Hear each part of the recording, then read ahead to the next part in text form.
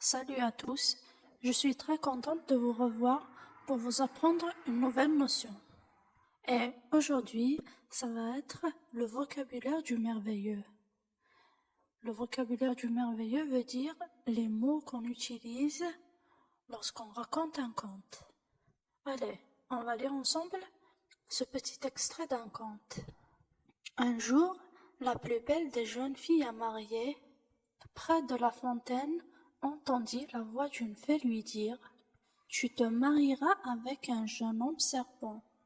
Grâce à une phrase magique, tu pourras rompre l'enchantement. » La belle fut mariée, mais le soir de la fête, le jeune homme se transforma en serpent. Alors, la jeune fille prononça la formule magique que la fée lui a soufflée à l'oreille. Et le prince retrouva sa forme humaine. Donc, que représente ce petit extrait? Cet extrait représente la suite des événements d'un conte. Quels sont maintenant ces personnages? Donc, il y a la fille, la belle fille. Qu'allait faire la belle fille? Elle allait se marier. Avec qui? Avec un prince. Encore un autre personnage. Voilà, donc il y a le prince, il y a aussi la fée. Alors, quel était le problème de ce prince? Son problème, c'est qu'il était ensorcelé, c'est-à-dire, il se transformait en serpent. Est-ce que ça existe? Non, ça n'existe pas. C'est quelque chose d'imaginaire. On a dit qu'il y a aussi la fée. Et la fée, est-ce qu'elle existe? Est-ce que c'est un personnage réel ou bien imaginaire? La fée aussi, c'est un personnage imaginaire. Qu'est-ce que la fée a dit à la jeune fille quand elle l'a rencontrée près d'une fontaine? Elle lui a dit à l'oreille de prononcer une phrase magique pour que le prince retrouve sa forme humaine. Est-ce que la belle fille a prononcé la formule magique le jour du mariage? Oui, la belle fille a prononcé la formule magique de la fée le jour de son mariage. Et est-ce que le prince a retrouvé sa forme humaine?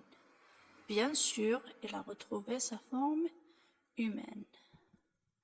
Donc c'est grâce à la formule magique que le prince est redevenu un homme normal. Maintenant, on relève tous ces mots. Donc, il y a la fée, il y a le prince qui se transforme en serpent, il y a aussi la formule magique. Est-ce que ces personnages existent?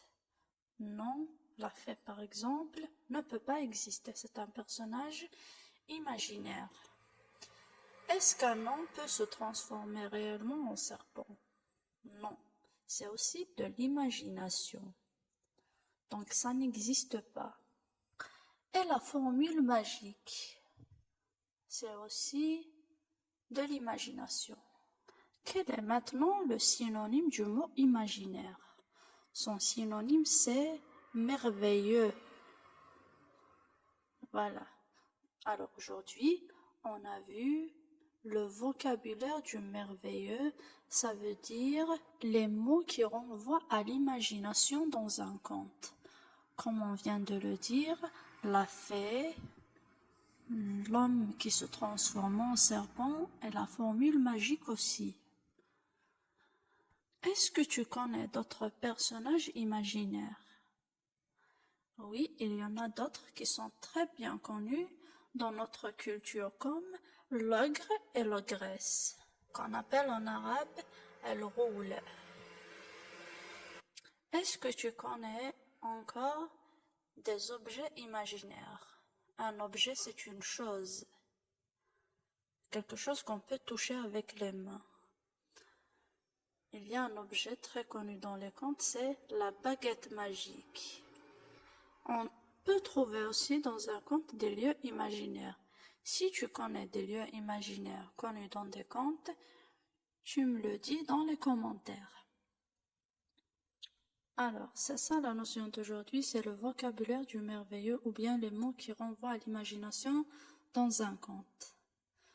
Voilà, tu fais l'exercice que je te donne. Et à bientôt. Salut à tous, je suis très contente de vous revoir pour vous apprendre une nouvelle notion. Et aujourd'hui, ça va être le vocabulaire du merveilleux. Le vocabulaire du merveilleux veut dire les mots qu'on utilise lorsqu'on raconte un conte. Allez, on va lire ensemble ce petit extrait d'un conte. Un jour, la plus belle des jeunes filles à marier